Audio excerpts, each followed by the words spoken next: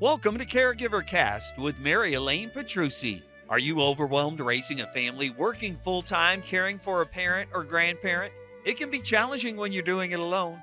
Caregiver Cast helps busy, burned-out professionals reduce their stress and overwhelm to create a better caregiving experience for themselves and their loved one.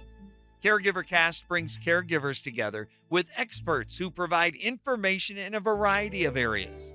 In each episode, you'll get tips on topics such as finance, legal, medical, self-care, community resources, mindset, and more. We're here to make your caregiving journey a more rewarding one. Acquire the confidence and skills to be a more capable caregiver by implementing the resources and strategies from these expert thought leaders. Get a community of support, resources, and strategies for your caregiving journey inside the Caregiver Lifeline community. Visit caregiverlifelinecommunity.com. And now here's your host, Mary Elaine. Hi, welcome to Caregiver Cast. I'm Mary Elaine, your host. My special guest speaker and interviewer today is Meshell Baker, who will be talking about igniting unstoppable caregiver confidence. Wow, what a topic. Before I formally introduce Meshell, I would just like to give you some background information about her. Meshell Baker is the Chief Confidence Igniter, Exhilarating Keynote Speaker, and Confident Living Catalyst, who is renowned for her authentic, value-based, and no-nonsense approach to embracing high-performance resilience that inspires more confident conversations and generates unprecedented results. Described as a breath of fresh air, and the power of her story combined with her passion and enthusiasm is enough to make anyone want to tap into their potential.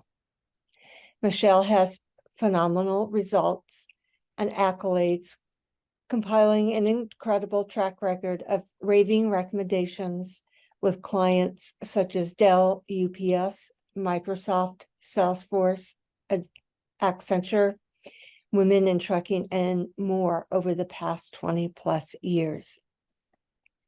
Welcome to Caregiver Cast, Meshell. Woohoo!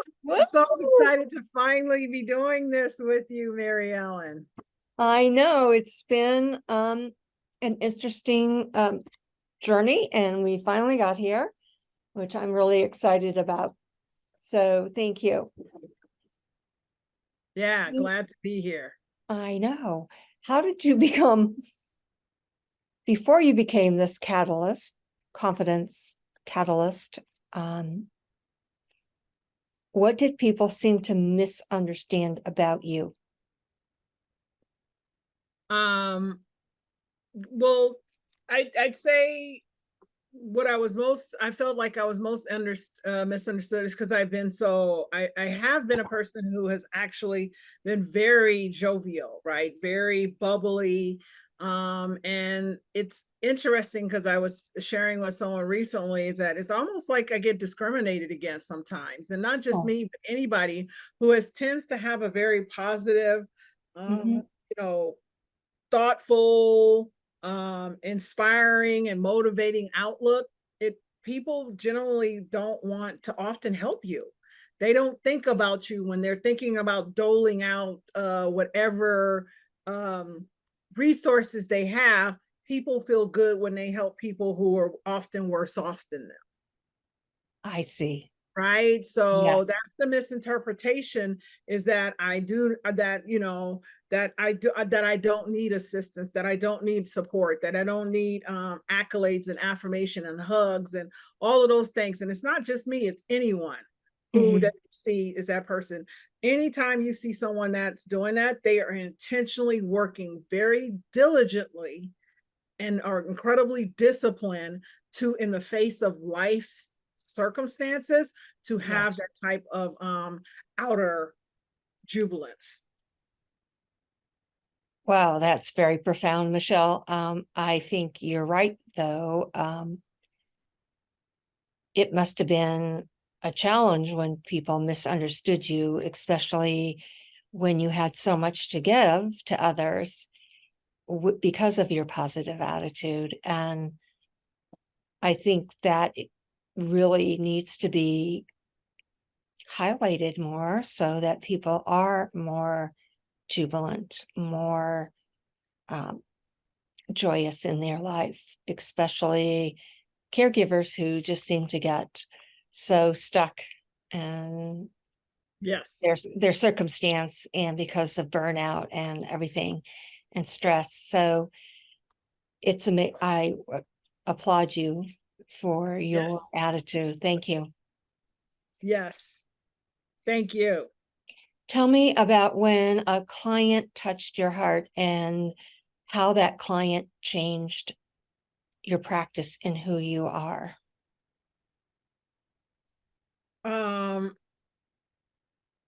Well, I'd say one of my most incredible clients, I'm not going to say her, Sarah, you don't know her last name, but she was someone who was a stay-at-home.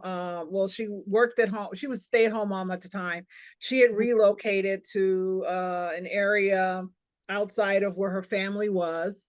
And the area where she relocated was kind of rural, so it was not access to a lot of things, not a lot of work there. And she had two small children, 5 and like 2. And her husband, shortly after relocating, her husband left. Oh my gosh. And he left her with the small kids. And then he was dealing with his own drama and needed to not be actively supportive in the care of the kids. And because he needed so much personal assistance, like counseling and all that stuff, he didn't have a lot of funds. So she was left in a rock and a hard place because it wasn't anywhere locally where she could go drive. It was, like I said, it's a rural area. Didn't know a lot of people, wasn't close to family, and she was distraught. And so for me, she had heard me speak and she had followed up with me. And when she was telling me all of her challenges, when I was doing it on a Zoom, so they was like someone had a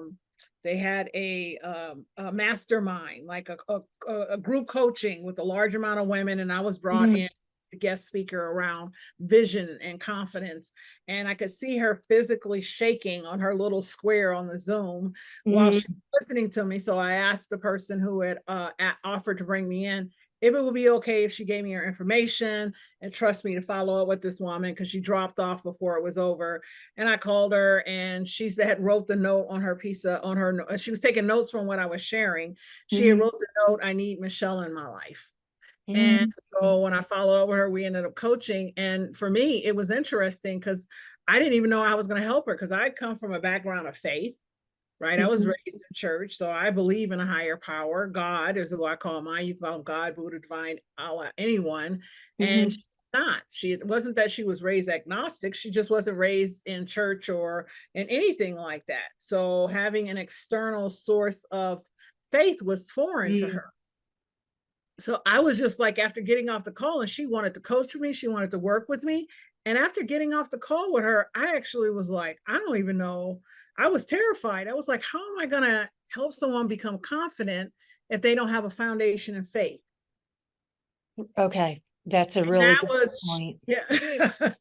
And it changed my life, because I actually sat, and what I clearly understood was, if you trusted me enough to follow up and call her, then you must trust me enough that I will show you how to help her. And she changed my life. She literally helped me understand what faith was, because all the work I did with her was pure faith. Like, I couldn't listen to anything that I had ever thought was true. It literally generated and created in the process of our work together. And I've applied that to every one of my customers and clients going forth.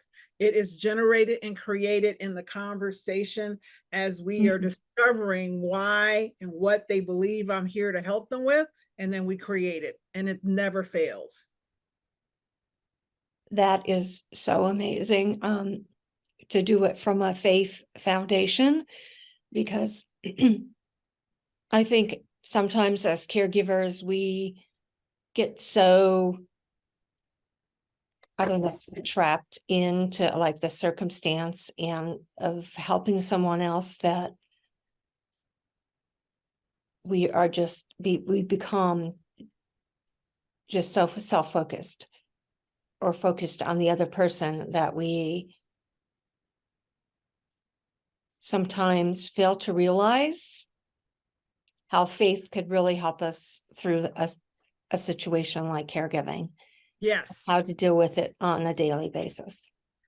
Absolutely. And that is, again, when you're dealing with someone as a caregiver, you never know what to, like, I tell people the interesting thing about being a business owner and a caregiver is that I like have these two hearts of things I love, and both of them have there's you're constantly faced with the unplanned and the unexpected, right? There's always something that's going to happen that I was not prepared for every single day, because as a caregiver, you're dealing with someone who you don't know what their health situation is going to be when they wake up. You don't know what they're going to need or what they don't need, and how they're going to feel, and how that's going to interact with the fact that I have a client that's paying me to give a presentation to their women's group at noon, and I wake up and my sister's pain is at a 10 at 7 a.m. right? And like, so all of that requires faith. I just must trust and believe that my higher, I call them God, and I tell people I'm not a religious snob. So you can call them God, Buddha, Allah, the source, the genie, the force, the spirit, whatever you want to call your higher power. But and you trusting that, that has gone before you and made a way and always makes a way, is how you actually can always find a way. I love that. And I think that story that you shared about Sarah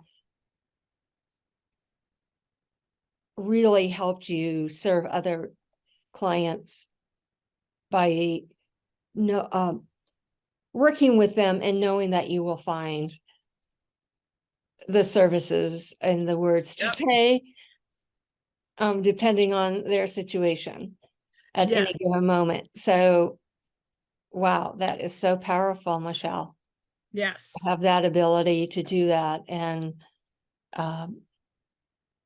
be able to do everything that you're doing, and in addition to caregiving for your sister, correct? Yes. Yes. Is there something that you've either added or created in your programs that have helped your clients that you didn't expect? Oh, absolutely. I have added in so I have assessment tools that I use in the beginning of all of my work to really give a strong foundation to help people see where they are versus where they want to be. Right. And I have created my programs to be, if I'm working with a corporation, having them understand that you either want, I come in as a speaker, and that's a speaker, but when you want a ROI, a return on investment, you must pay for the coaching. So there's no day or 1 week training that's going to transform a human being to understand their capability to create favorable outcomes in the face of difficult circumstances. It takes time. It takes consistency in time, and helping adults that are caregivers that have this dichotomy of challenges, right? Yes. Family and all of the doctor's appointments and jobs and businesses and spouses. When you have all of that, the only way to transform is you must invest in something external, right? As I tell you, cannot create a new outcome or a new life with the same mind that created the one that you currently exist in. Well, totally. You must interject some new information. Right. No, that's very true. You do need to change your mindset. You need to be able to infuse your mind with more inspiring thoughts so that you can begin to achieve what you want to achieve. So I totally understand that. So in your situation that you just mentioned with your sister, okay, she wakes up with pain at 7 in the morning and at a 10, which is extremely high. And you have this presentation to do at noon. How do you respond to your sister in order to be prepared for your meeting? Well, one of the things unfortunate is that my parents, so my mom and her husband live 10 minutes away. Okay. So we've now built in contingency. So I've only ever, in the 2 years I've been in this role, because her and I were together in Austin for about 6 years, 6.5 years. And then she got sicker and she came up with my mom, and she was here for about 2 years, 2.5 years, Mm-hmm. 3 years. And then, 2.5. And then now I came up for 2 more years. And so the way we've been able to handle that is that I make the phone call. I let my mother know as soon as possible, right? And I make her aware of exactly what's on my schedule. So even if, so if it's 7 a.m., we monitor her, because sometimes it's just a pain pill, some hydration and some things like that, and it'll go down, it'll dissipate. And usually like within an hour or two, if we've not seen any type of, if it hasn't alleviated within like at least 2 hours, then my mom knows to come over and she'll monitor her while I take my call.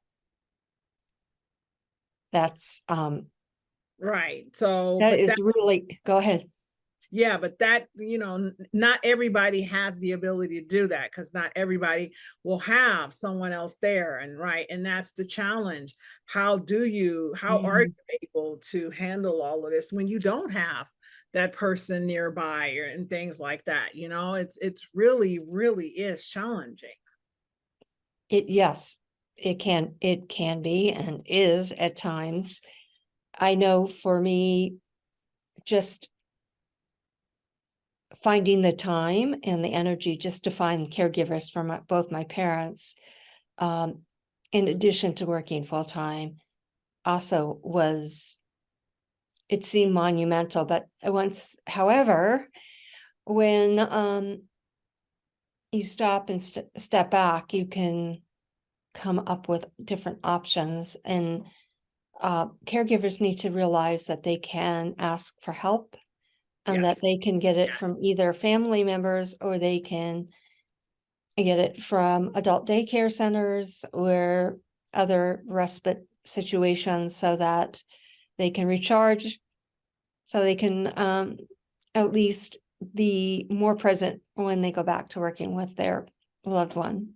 Yes, exactly. And that's where, having, communities. I know that with the fact that we now have more people turning 65 than we have turning 20, with the increase of, treatments and medication, people are living longer than than it was ever expected. And people are living longer with, challenging medical, or medical challenges, right? Or health and medical challenges, where the caregivers come in. So there's more and more communities and opportunities to be in community that are starting to come forth, which is exciting. Definitely. And I think people need to reach out to those area of aging in different resources within the community, right? So that they can get the support that they need, whether it's an online support group, something from with an organization with a specific illness like dementia or Parkinson's, for example. But any way that they can find support either online or in the community is really, really important. So thank you for sharing that. So during this caregiving that you're giving your sister, how do you manage, besides having your parents nearby, how do you find time or find the strength to do the work that you're doing to inspire others to be more confident and more resilient? Well, great question. I'm so glad you asked it because it's so interesting. It is such a part of my identity that Mm, I don't even conceive not doing it. And why my work with confidence and, individuals, teams, and organizations becomes so powerful is mhm, because many people, not just caregivers, but just people in our world, we're post pandemic and we've got people walking around with pins and needles. We've got an increase in living, cost of living has gone through like, what mhm. Yeah, doubled right. in the last, the price of food, the price of housing. I mean, there is it's an explosion in cost Mhm, right now. And there's no rules. I go to the grocery store and I watch prices go up, week over week, month over month. And mm, so, and in caregiving, that's even more difficult because if you're a caregiver, you have limited resources. You can't go most often you can't go get a full-time job, or some people can't even have a job, right? And then the money that's funded by state and federal limits you to even be able to provide accordingly. God, if you have more kids and all that stuff and you've got this one child you love that has medical and healthcare needs. So I say all that to say that the fortitude of my faith has been a gift. And I just come, like I said, my background is faith. I was raised, I'm honest, I'll tell you, I was raised in church, right? So mhm, I used to believe that there is something greater than me outside of me. And I've always had that belief. It is which has kept me going. And so one of the things I tell people, and it'll be the thing that the link, when people listen to this, there's will be a link in there. If you mhm, do not master your morning, there's no way you can slay your day. And that is my rule with every client that does coaching with me, if it's a group or individual, you are required to create a morning routine where you spend the first 15 minutes of your day with yourself. And if you can't give yourself 15, give yourself 10. And you can't give yourself 10, you're minimally required to do 5. And the rule is consistency. Don't mm. focus on how the time, focus on locking in the time till you can't not do it. That's how I'm able to be and do what I do, because every single morning I tell myself who I am and what kind of day I will have, regardless of circumstances, who I will be in the face of any circumstance or challenge. Every Mm. single morning. For so long, I've forgotten. I don't even keep count. I stopped keeping count because it's not relevant, because I'll be doing this for the rest of my life. So why am I counting? That is an amazing way to get your day started on the right footing so that you can fill your cup yourself so that you're Yes. ready to take care of any unexpected event that may occur during the day.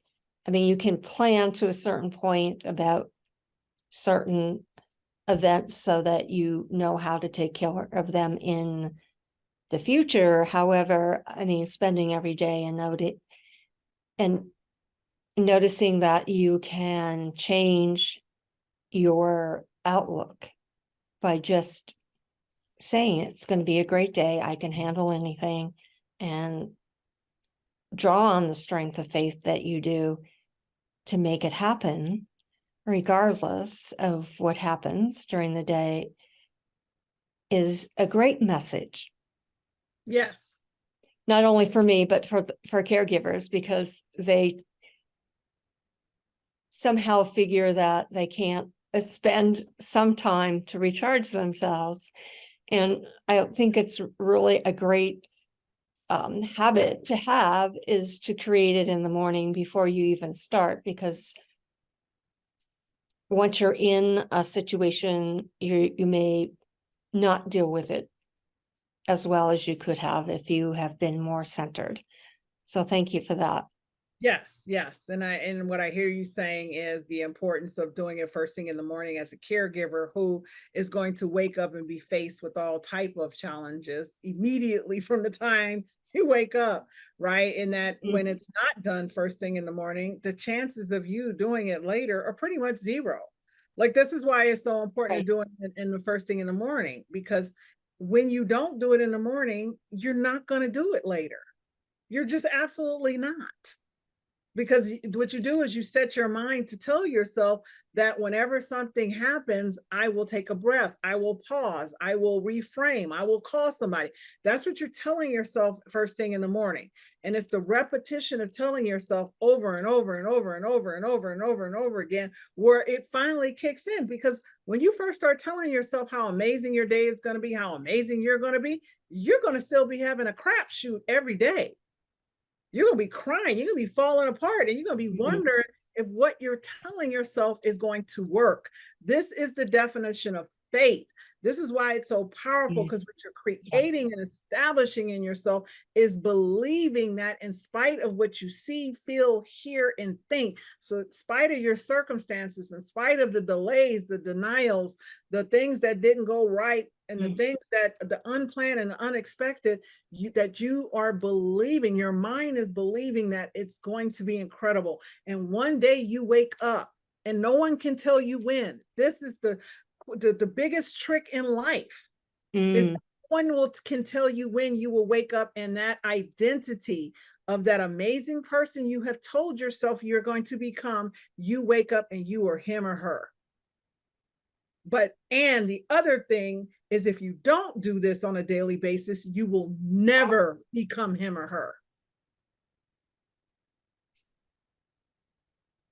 This is why success is so elusive, because successful people are willing to do what other people won't.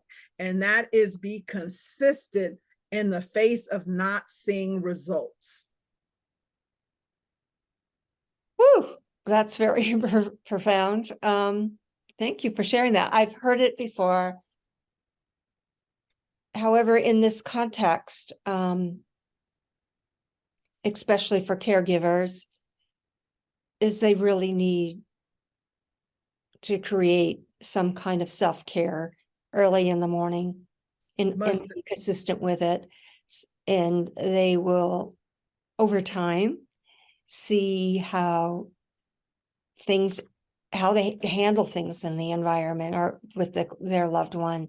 They'll see a change in how they can be more present with the person that they're caring for. They'll be more understanding and accepting of the changes that may be going on with the person that they may not have control over. Exactly. And exactly what you just said, Mary Elaine. And the only time I'll tell you that I don't do my morning routine is if my sister wakes me up in the middle of the night and we need to go to the emergency room. So then I didn't get a chance to wake up in the morning because I got woken up in the middle of the night. We went to the emergency room. We're in the hospital. We're at the ER. And whenever she goes to the ER at this point, due to her, her age and the progression of her, disease and comorbidities, it is rare if ever she goes home. She's almost always admitted. So at that point, we're just waiting for a bed, which could take anywhere from 2 hours to 4 hours. And so, and generally my mom and I, unless, she was out of town or something, which rarely ever happens, we are there together. So we both have morning routines. So we will both like go, okay, so she goes and does hers somewhere and comes back, and then I go do mine somewhere. Right. So, we've both come to understand that this, the contingency, we put it in place. So there might be times that I might not get it at the time I normally get it. And I'm not frustrated because I've done it so long. I know I will get it as soon as I can. But without it, the ability to stay calm, the ability to make decisions, the ability to remember, Mhm. like, the resources that are available to me don't exist, because when you're frustrated, when you're overwhelmed, when you're mad, when you're angry, when you're in resentment, all you can think about is the one problem. Your mind doesn't work on your behalf when you're in a negative space. I totally agree with that because I mean, your unconscious is kind of running your day 96% of the day. And you might as well use the resources that you have within your unconscious mind to help you face whatever situation may be going on, and to help you be that calm person when things are not going as well as you planned, or if you've had to go to the ER or something else happens that you don't expect. So I think, yes, might as well Yes. take the time to use your unconscious mind to give you the Yes. strength and the faith to continue. Yeah, and like you said, I love what you said about your unconscious running your mind. What'd you say, 5%? And biologically, our unconscious does ranges between anywhere from about, they say about 85, 95% of it is the unconscious, of research has shown. So when I say the unconscious, I mean the voice in your head. Anybody listening to this, the voice in your head, even as you're listening to us have this conversation, your voice is going, or I heard that before, or that doesn't make sense, or that's not going to work for me, or that's too hard. That's the voice that, until you get that voice aligned and on your side, you will always have a miserable, overwhelming, disappointing life. And the only way to get that voice on your side, that unconscious voice that exists in every human being, is to do the daily work of telling yourself you are going to have an amazing life despite the hand you've been dealt. Yes, that's so powerful. Yes, I agree with that. You can build that rapport with your unconscious mind so that you can have the unconscious mind give you, like you said, those intuitive hits, so that you can then change your mindset to live the life that you want. You have to also be taking responsibility for your life and not complaining about the hand that you've been dealt. Yes, yes, yes.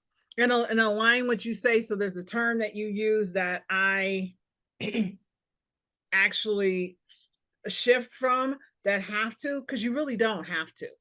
Okay, well, you don't have to. Literally, yeah, you don't have to. It is an option. And what Yes. happens with terms like have to, like, so we're talking about people who are already challenged. So when I infuse in these ideas and I tell you you have to do them, I'm just adding obligation on top of frustration. So then there's not an embodiment of it, the choosing of it. So if you're listening to us, what I want you to hear, what Mary Elaine is saying, what I am saying is, this is an opportunity. You get to make a choice, because you're choosing every day. So like I tell people, you're choosing every day. If you don't love the life you live, you're choosing every day to be miserable. Right? Your reality is your mentality. It's your thoughts, is what we think upon. What you think about and speak about, you will always bring about. So until you start to infuse yourself with something, and I don't care what it is, like until you start listening to podcasts like this, until you start reading books on people who have overcome incredible odds, until you start infusing all of that into your mind will never tell you back of the possibility. Whatever you speak about, think about, read about, look at, whatever you do on a consistent, ongoing basis is fueling and feeding your mind so that it continues to think about whether your life, what the outcome in your life is going to be. Yes, and thank you for correcting that. Yes, I totally agree. It is a choice that you can make to make the changes that you desire in order to have the life that you want, or you can choose not to do that and continue to live that miserable life, and complain about your life circumstances when, like you were saying, you make choices like every day, every moment of your day. And if you can infuse positive thoughts and give your unconscious mind the ability to give you the opportunities to see things in a different way, then that's where the beauty of life begins. Is like you're creating the life you want, the reality that you want, because you have made that choice, you've made that commitment, you have decided that you want to choose a different way of living and responding to whatever's going on with your loved one. So thank you. Thank you. Yeah.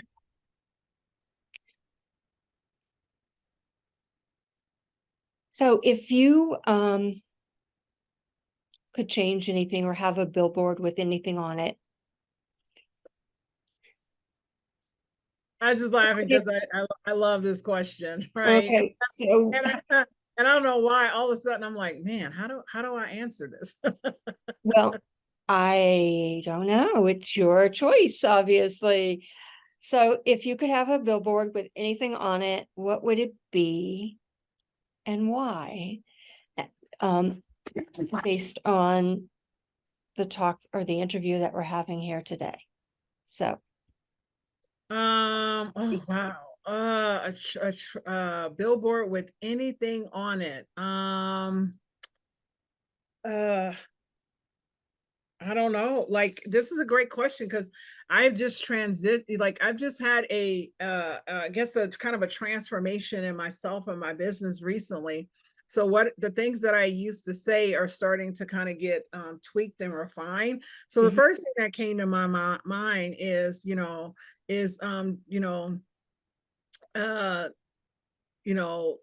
amazing life is always at the end of your big dream. that sounds perfect to me.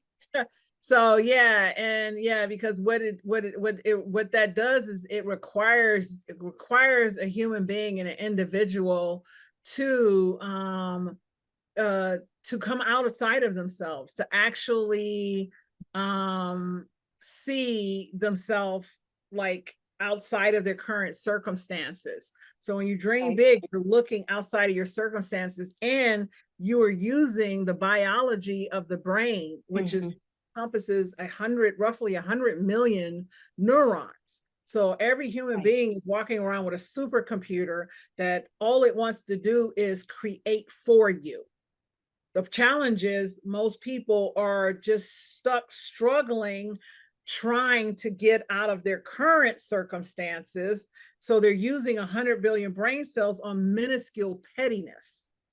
Your brain needs a big old target. It needs something. That's why when you look at people who came from humble beginnings and become billionaires and famous and all of that stuff, it's because they had a laser focused target and they were unwavering in their belief of their capability to do that. And then over time, you just continue the repetition, the buildup. So what you do with the repetition in the morning of that target is that you start to decrease the doubt. So I call it the voice. You will either have a critic in your head or you'll have a champion in your head. Right? So you're feeding every day, your decisions feed either one, and having a big dream and just holding it and holding it and holding it and not worrying about when it's going to happen. Just trust that it always will. Right? People are creating, we live in a world that's creating tech tools, and everything is being created faster than in the history of mankind. So why is the life that you deserve, or the life that you feel would be amazing for you, why do you think that's impossible? Anybody listening to me right now, why are you telling yourself that's impossible? It is absolutely possible, and it requires that you clearly define what it is, and then you make it your business to dwell upon it every day. Every day. Yes. In the like when as soon as you write something greater than you, your life is going to feel like it fell apart, because what is going to show up immediately is that which is not so. So you will become painfully aware of everything that's not the amazing vision of your future that you created. And then you get to look at everything and learn from it. Yes. Character is only refined and curated under crushing circumstances. You do not build character when life goes well, when you're happy, when you're relaxed, when you're laughing, when you're on vacation. Character is built under fire and pressure. So everything that feels hard is a gift. And all of it's trying to tell you is how to become stronger mentally. Yes. Wow. You've mentioned so many things. I would agree. You have to have a dream. You have to have a clear focus of where you want to go. And you also need to have a clear idea of who you want to become through this process of caregiving, because you will change if that is your choice to enlarge your world and open up new possibilities and opportunities that you can't see when you're so focused on what's happening in the moment. So you really have to, like you said, start that morning routine. You have to have a big enough dream. And yes, it's going to require you to do things out of your comfort zone. And whatever challenge that arises, it is a learning experience. I totally agree. It's a learning experience. And from that, you can draw upon your unconscious mind for finding the resources to propel you forward. And I think it's so important to do the morning routine and to really narrow down and be very specific about what you want, and realize you have to be specific enough, because the universe will give you what you say you want. So I love that you know, said that, right? Because that goes, a line we're talking about when I said what you speak about, you bring about. right. What happens is most people talk about what they don't want.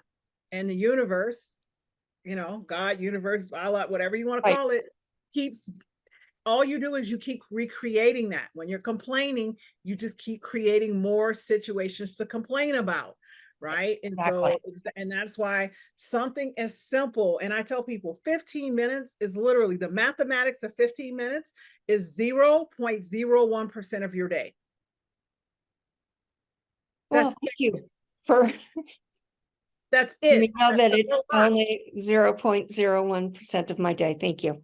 That's it. And so when people understand how little bit of that time, and every client I've ever had, they will do it, and they are so amazed at what happens, because it takes time. It doesn't kick in until week 3 or 4. Right. So, and I'm very honest about how long it takes and the consistency, and they get frustrated at week 2. They always get frustrated week 2 or 3. Right. And then week 3 or 4, it kicks in, and then they generally miss a day, and then they get frustrated because they miss a day. I'm like, you got the rest of your life, baby. Just keep going. Because it's just so much that you garner for yourself and about yourself just by establishing that simple habit. It is something so powerful about the morning routine that it just aligns you up with the intuition, the inner voice wisdom. Yeah. Everything we want is inside of us. And you cannot tap into it without a regular practice of being with yourself. Right. You have to have that intimate knowledge of who you are so you can create the dream that you want. I mean, you can take external factors and add it to your dream. However, you have to really live it and show God or whomever that you're really serious about the change that you choose to make.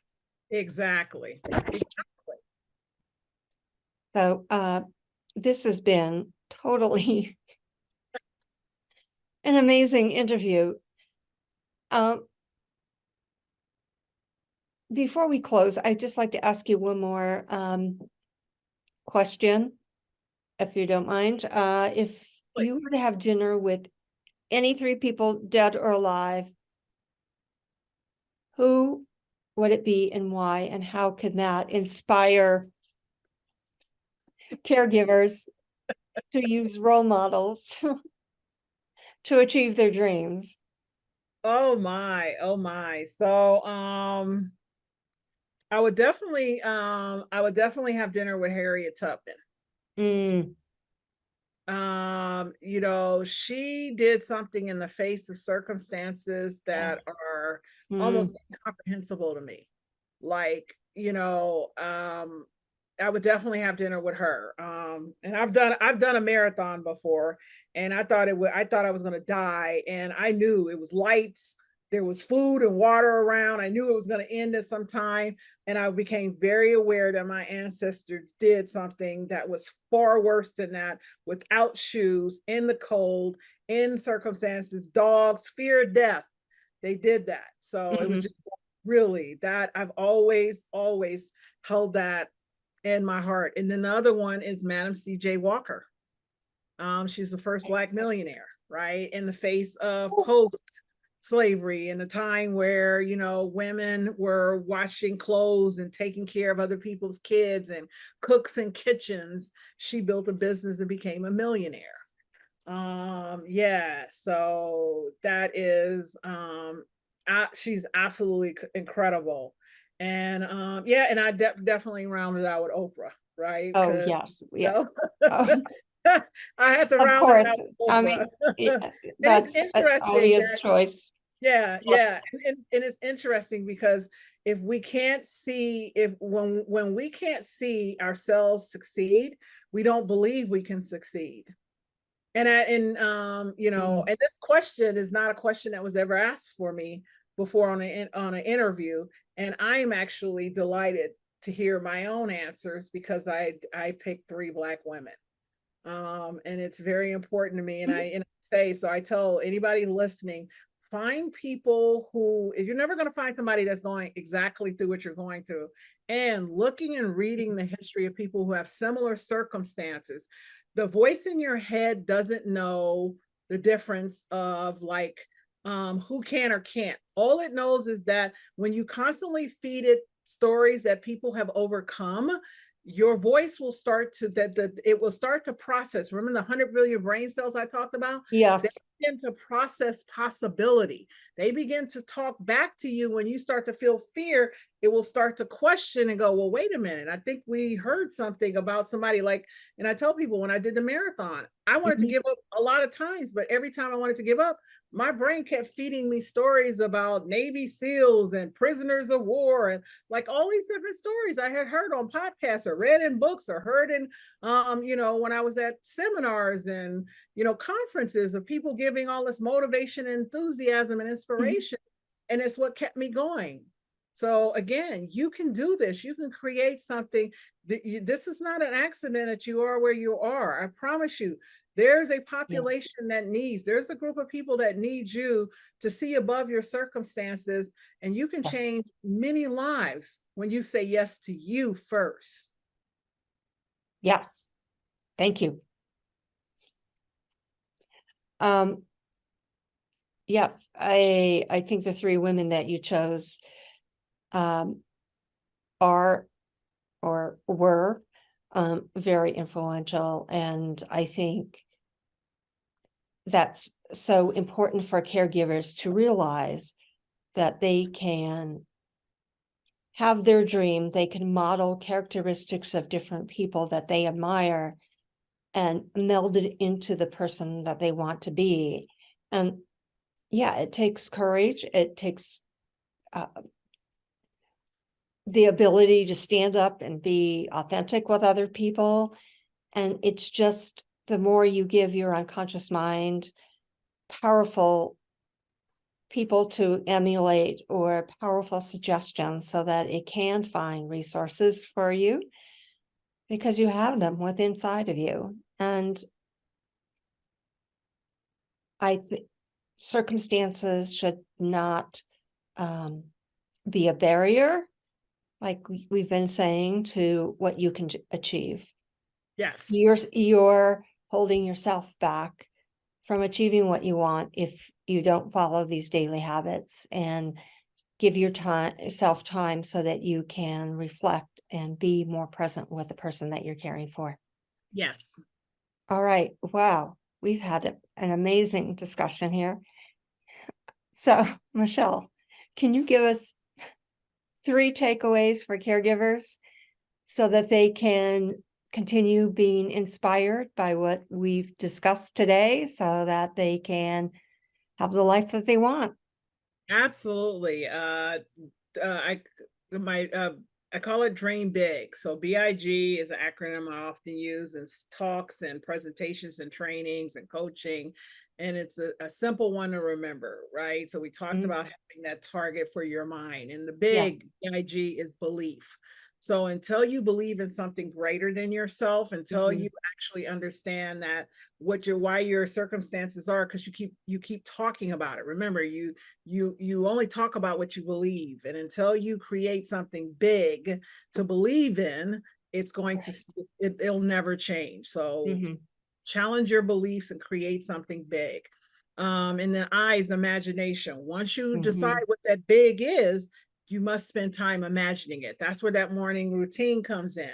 See, once you get the 15 minutes on lock and it becomes a habit, your own mind will tell you to expand the time. Your own mind will not tell you to expand the time until you get it on lock, because your mind is too busy being frustrated that you can't establish the habit. Once it becomes a habit, then your mind starts talking back to you about, oh my God. And then your outcomes start changing, and then your mind will start going, oh my God, I wonder what happens if we did 20 minutes. I've never had to tell a client to expand. All I've helped them to do is establish the habit, and then they expand on their own, because it's them. This their internal voice prompting. And then G is gratitude. So think about it like this. Once you have a big vision of who you're becoming or what you're creating or how you and the care person you're taking care of, how you're changing and transforming your lives, and then you're imagining it and you're imprinting it on yourself every day, then you start to understand that everything that's happening to you is just moving you and refining and defining your character, building your strength and faith to move you in that direction. So all you do after that is say thank you. G is gratitude. Yes. Gratitude is the magic potion. It is the mythical elixir of life that will transform your circumstances faster than anything I have ever seen. Because the minute you start being grateful for everything you have, more shows up, and the opposite is also true. The minute you're frustrated, whining, complaining about what you don't have, nothing shows up. You'll never have enough. Exactly. Gratitude will generate and create abundance so fast your head spins. So belief, imagination, and gratitude. And gratitude. Okay, thank you. Anything else that you would love to add? That's it. Okay. If people want to contact you, Meshelle, and learn more about you and your programs and how that, a caregiver can learn from your experience, how can they reach you? Yeah, so you can reach me at either hello, HELLO, at Meshell, MESHELL Baker.com. And someone on my team will direct that communication to me accordingly. And we're going to give you a link to a download, which is the Master Your Morning slay your day routine. So it helps you to understand what the different offerings. So it'll give you 6 options, and then it'll give you a little worksheet that you can slap up on your mirror, on your refrigerator, put on your desk, and kind of start tracking your morning, right, as you do it. Because if you can't, I always tell people, if you can't measure it, you can't multiply or modify. That's the whole thing. People think, oh, I'll do it. Tracking is the quickest way. It gives your brain endorphins to that. So once you do that, you'll be on my list. But just email me directly at hello@meshellbaker.com. Or if you don't want to email me, you can text me at 512-937-3263. And that's 512-937-3263. So email or text or even call that number. Leave a voicemail. Thank you so much, Meshelle. I want to encourage our listeners today to get their download and actually start doing those worksheets so that you can focus your mind and your attention on what you want to achieve, the dream that you want to have, and to dream big in your belief, your imagination, and with gratitude. So, Meshelle, it was a pleasure to have you today. Thank you so much. This was absolutely amazing delight.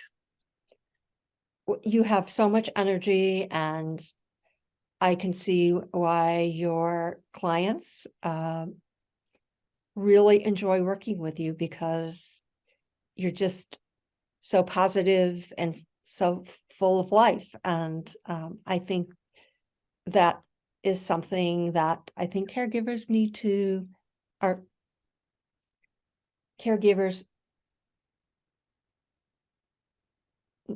choose.